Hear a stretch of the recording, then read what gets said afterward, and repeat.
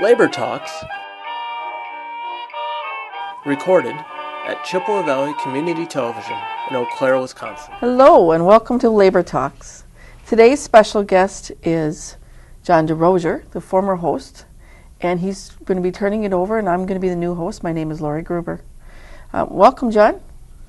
Thank you. Good to be here. Good for having you come back again. Short vacation. John was born in Wisconsin. You grew up in Superior, right? That is correct. And after high school, you joined the Navy. How long were you in the Navy? I was in the Navy for 3 years, from 62 through 65. 1962, I should say. And then you got your bachelor's degree in history.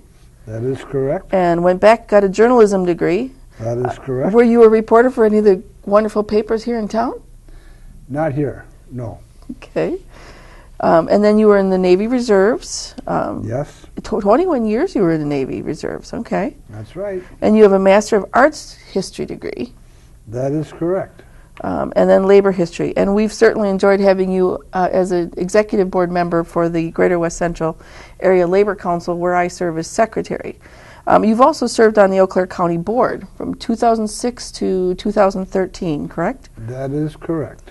And your health has been just taking a lot out of you, hasn't it been? Yep. If you like short answers, you're talking to the right guy. Well, we hope to keep your health and keep you around for a lot longer, John. I'm all in favor of that. So I wanted to ask you some questions about why you felt it was important for you and Dick Purvis, why you started Labor Talks. Before we get into that, there's a couple things I'd like to add. It is true that I got a master's degree in history, but my specialty is labor history. And that's what really got me interested in labor. And let's see here. The reason I resigned from the county board was because of health reasons. I had to move out of my district to a home that is in another district. And if you don't live in the district you represent, you can't represent it. So correct. That's it. Now, why did Dick Purvis and I start Labor Talks? Well, we had a candidate for State Attorney General come up here, and he held a press conference, and with him was our district attorney. And we invited the two television stations and the newspaper, and only one television station showed up. Now, this is a candidate for State Attorney General who had some very, very good ideas, as our DA did, about protecting elderly families. One station showed up. That's a shame. And then they gave this candidate 30 seconds, and what they did was they showed the backsides of people voting. Now, that is not what I call news coverage. That's minimum. And the DA had some things to say that were important, and they didn't even include his remarks. So I thought, and Dick thought the same thing, we need to start a program that will give the public more coverage, or give our candidates and our local officials here more coverage. Don't just give them 30 seconds. That's an insult. So that's why we started this.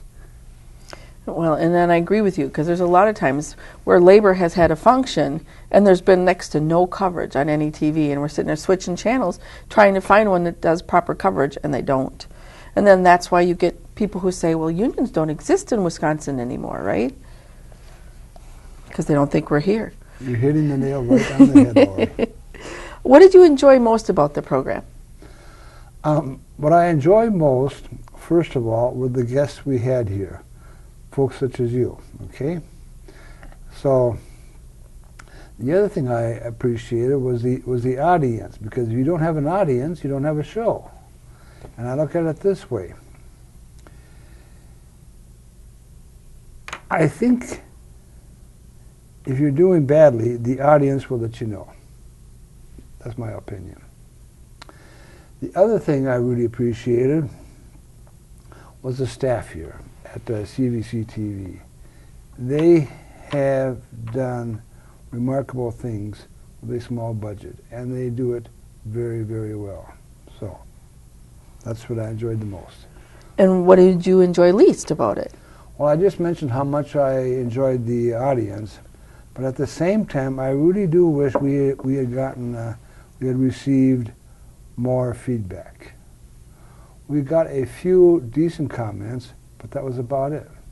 But this show went for about a year, and we really didn't receive too much feedback, and that's too bad, because you can learn from that. So we need to get our word out a little bit better than take the next step, so that other people can, tap in, listen to it, and we're going to put the links in the labor newsletter.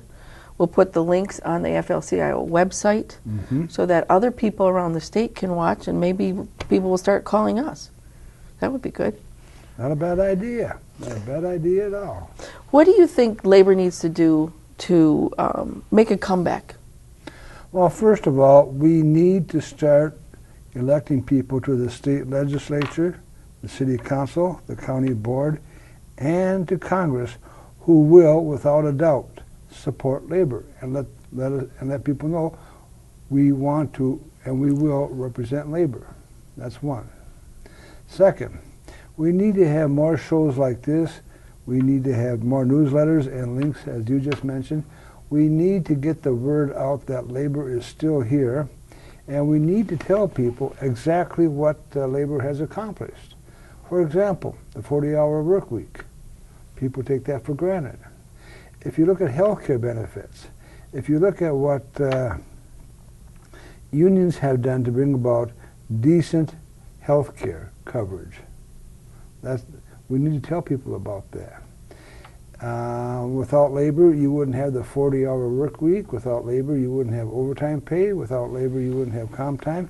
And we need to tell people this is what labor has accomplished. There are a few other things that could be done, but mostly it's getting the word out, getting more people on TV or on the radio to really promote labor. And of course, the fact that you're carrying on with Labor Talks is very important. It's a big boon. I think we also need to educate. When we pick a candidate and help get him in office, we need to make sure they're educated so they stay. And don't forget that the union and the laborers helped get them there. I mean, we've got some of our candidates now, or our politicians now, who are supposed to be on our side, and they're not anymore. So it's a matter of, I think we need to re-educate them. One slight correction. When you say him, you better remember her. That's true. Him and her. Yes, I've been married for 35 years. I'm trained. John, what do you think are the forces that are opposing the labor being able to come back and strengthen? Okay, we have some legislatures in this area who don't support labor one iota. Now, we're not supposed to mention names, or I'm supposed to be afraid of mentioning names, but I'm not. First of all, we've got two very good people in this area who are representing labor. One of them is Dana Walks. Another one is State Senator Vinell. On the other hand, we've got some doozies. We've got people like State Representative Petrick, State Representative Bernier, and State Senator Moulton. They don't give a hell and a half about people like us. They really don't. I've emailed them, and what do I get for replies? Well, put it this way. The word starts with S and it ends with T. That's what I've gotten. And I've gotten the same thing from my representatives in my area, which are all Republican as well. They just don't understand working people, working class. One of the things that has me just a wee bit upset is this plan that Walker has introduced. Now, Walker is one of those people who opposes us, along with Wisconsin Manufacturing and Commerce, along with the Koch brothers. But he's come up with this numbskull idea of getting rid of the civil service. Now, this is dumb. This really is dumb. And on top of that, Walker says he's going to be available to aggressively campaign for Ron Johnson. So what you've got here is one loser supporting another loser. One. And the reason we established the civil service is so that people wouldn't get jobs through favoritism, which is exactly what Walker wants to do. And his approval ratings is at 37%. They said, when you're down that low, man, I wouldn't even bother with you. I just wouldn't. I see the problem with him pulling out of the presidential race is that now he's got time to concentrate on messing our state up that much more. And maybe the public will really start to understand what he's all about, because he sure doesn't care about us. And I know this new civil service, they're going to be having hearings, but they're talking about how it's going to take away protections for people that are in those jobs, as far as for seniority and things. So, you mentioned the press before. John, in the mainstream press, do you feel that they're doing an effective job reporting all the news? No, of course not. As far as I'm concerned, if you look at the local press, some of them are doing okay, most of them are not. When I look at the national press, it wouldn't bother me one bit if they all got fired. Yeah, they're supposed Now, to do be. you wanna know They're what I supposed really to be think? impartial, John. Right? But Huh? they're supposed to be impartial. But I don't get that feeling when I watch the news. Don't get me started. All right, so let's move on to a different question. Do you feel that labor is doing an effective job recruiting young people to join our unions? No. We really need to be focusing on young people who are not only in the workforce, but are going to college. We need to go after them. We need to tell them what labor can really do for them. We need to convince them that not only do we support women's rights to choose, but equal pay for equal work. Labor was the one organization many years ago, and I mean many, many years ago, back in the 1940s, that fought for equal pay for equal work. And we definitely need to get back there. Also, some people will argue that we don't care about the environment. Well, guess what? We do. I don't want my union brothers and sisters drinking polluted water or breathing polluted air. And I really am bothered about how these companies can come in and write their own legislation. We need to tell young people that we oppose that kind of thing and we need their help. That's what we can do. Well, I know I've run into it a lot where a younger person says, well, what's the union doing for me? Or unions had their time and that time is past. We need to do something to combat that perception that our time is past. We need to come back and come back strong, or our state will continue to go backwards instead of forwards. I agree. Do you feel that labor is doing an effective job in electing supporters in public office that support us? Bull hockey.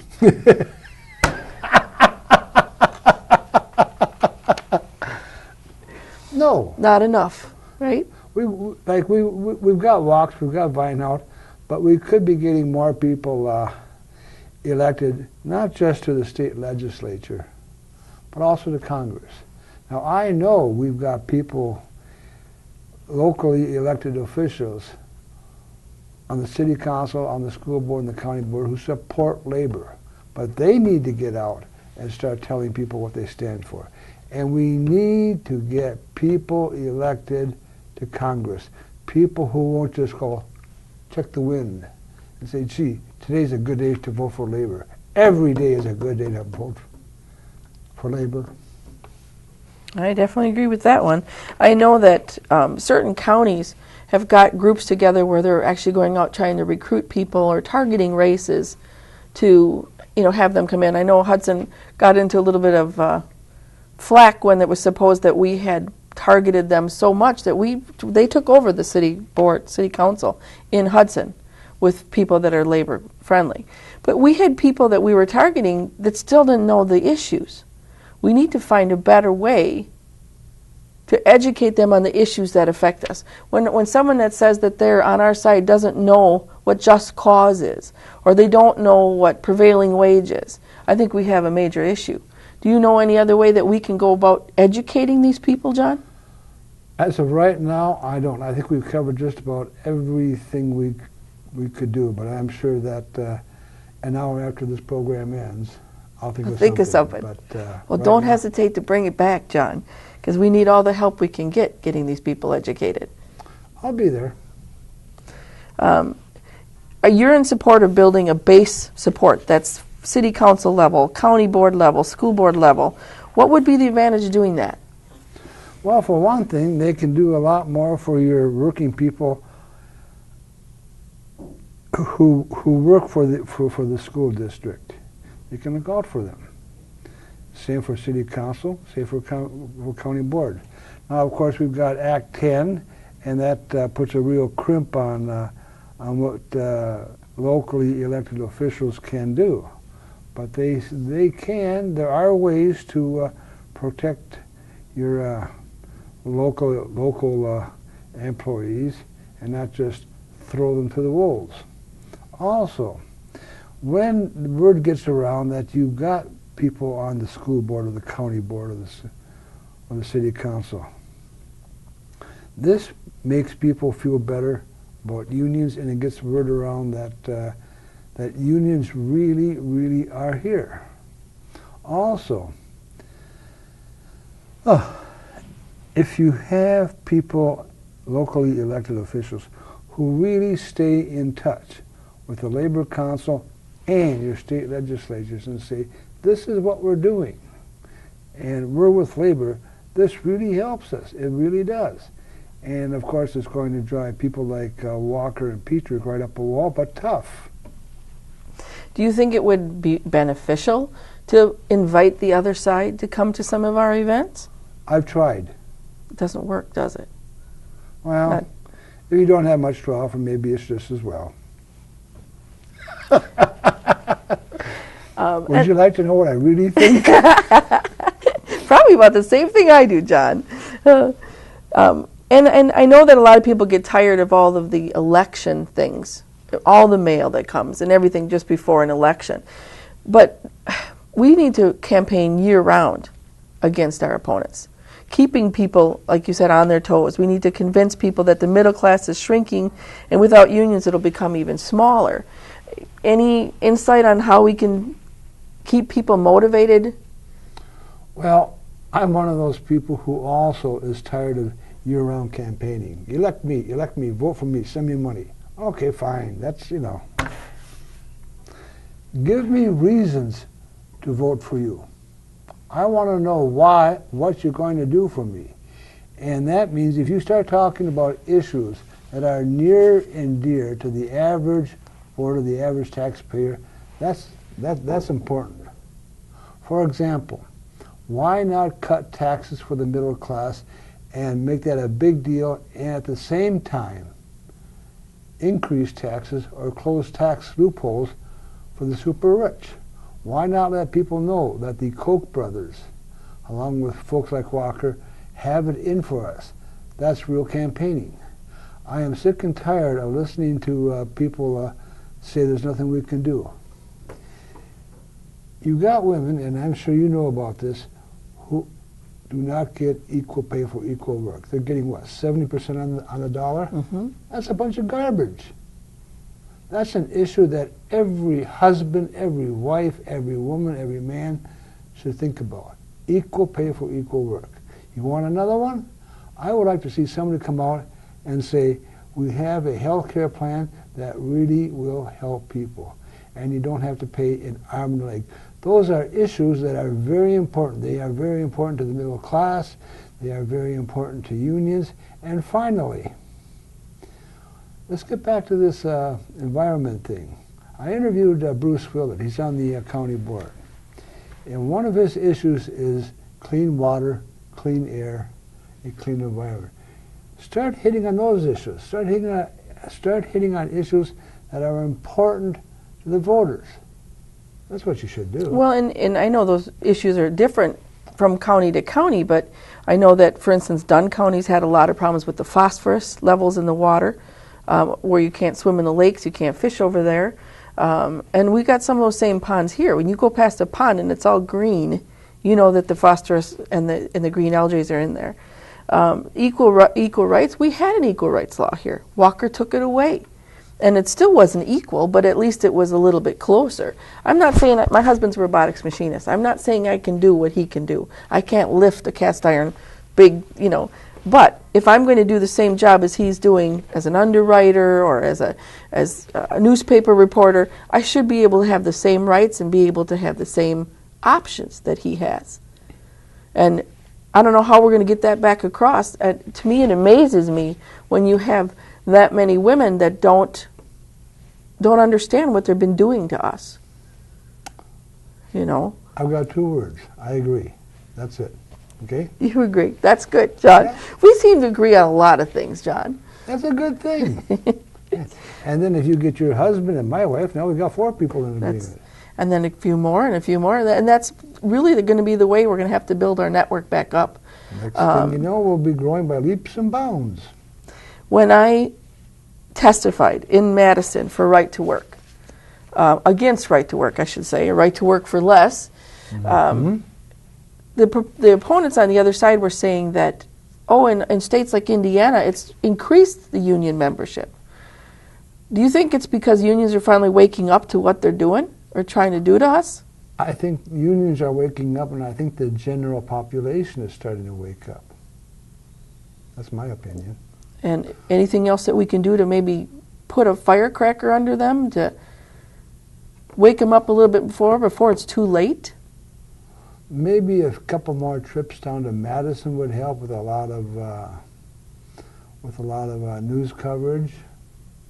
One of the things that I found helpful is that we can use Facebook. That's a biggie. Email, that's a biggie. Then you got Twitter and tweet, and perhaps we could get a few people on radio, maybe even the news. But let's face it, you now have the internet, and you do have the press complaining that the president or candidates don't talk to the press corps. Well, let's face it. If the press corps, I don't care at what level, if they're not going to give us full and accurate coverage, you go where you're going to get decent coverage. And if the press doesn't like it, lump it. You're so right, John. I mean, it's really hard to find a paper that's going to give all the news or has their set things that they want to believe in or follow and try to get their word across. And you can tell it's funneled. We put this much in and it's funneled. And the people out there are not getting. I know I've had discussions with several ladies about the elections and the issues that are important to us. And they're like, well, where do you get all your information from? It's out there if we just look for it. Like John said, Facebook, emails. I've got a Twitter account. I know I'm not on it as much as I should be, but people are on their smartphones continually on Facebook. And rather than posting things that don't make any sense at all, it would get a lot more across, I think, if people could be educated on the things they could put across, get their meaning out there, get their words out there, so that other people can start agreeing with us and help us in our battle. A couple more things I'd like to add, and I'm not trying to be facetious, but some of the issues I talked about here, I talked about them with my wife, and she knows what she's talking about. And you better believe I listen to her. She's a very smart person. She only made one mistake. She ran afoul of John DeRoiser, as she said. Okay, but I'm sure she wouldn't agree, John. I know a good deal when I see one. Also, there is a monthly publication. It's called the Union Herald. And if you want to find out what unions are all about, subscribe to the Union Herald. It's got lots of good news. And it's got this fellow by the name of DeRoiser who always has a column in there. And it's a darn good way to get word out to the public. Well, and I know that the Union Herald is also looking for contributors that would like to write an article for that paper as well. They're also looking for advertisers that support us. So if anybody out there knows companies that are on our side that would like to advertise in the Union Herald. If they could contact us, we can get them those links to do that. So what's stopping you? I advertise in there. I know I need to write. I need to write some stuff in there. You're very right, John. Time. Can you find me some more time? John, is there anything else that you'd like to add that we haven't gone over? Well, seriously, my thanks to the great people working at CVC TV. You folks do a very, very good job here. And you do it on a minimum budget. Our state legislatures need to recognize that. The audience also should contact our state representatives, and you should do it now. Lori, I know you'll do a great job. You're doing it already. Thanks for taking over. Well, thanks for coming, John. I mean, it makes it easy to take over when I've got a good teacher. Well, who was that? You mean the guy behind the camera? Well, he's pretty good there too, but I'm talking about you, John. You've done an awesome job. You've done over 30 interviews in the last year, and some of those have yet to be aired, I know. But it's a matter of the fact that you started it. You started a movement, and we can start it here, and we'll go on from here. But 30-some interviews is quite a bit in the last 8 to 10 months that you've been doing. And I know I've seen a lot of them. You've got everything from our labor people to the politicians that are on our side. And if there, any other continued help you can give me on people that would be good, that you feel to bring in here, that we can hear their 2 cents worth, would be very much appreciated. And it's just important, I think, that no matter what our ages are, that we continue the fight. My mother-in-law is 82. I'm still educating her. My mother's 88. I'm still educating her. I don't know if I'll get too far with my mom, but love her to pieces, but I don't know that I'll get too far. She's on that other side. But it's important. And the younger people coming out of college. When you can sit down with a college-age kid and tell them, don't worry about what I think. Don't worry about what your mom thinks. Don't worry about what your grandparents think. You need to worry about the issues that are important to you. Find out where these candidates stand on those issues, and most importantly, go vote. So one more thing. Thank you, audience. Thank you very much. Yes, and thanks to the folks, like John said, working behind the cameras who give us our voice. Unions need a place, and we know we're not getting that fair share out there. A final note, Labor Talks is on channel 993. It's aired twice a week. You can also use your favorite search engine, and with keywords Labor Talks and CVC TV, so that you can find the YouTube videos that are out there.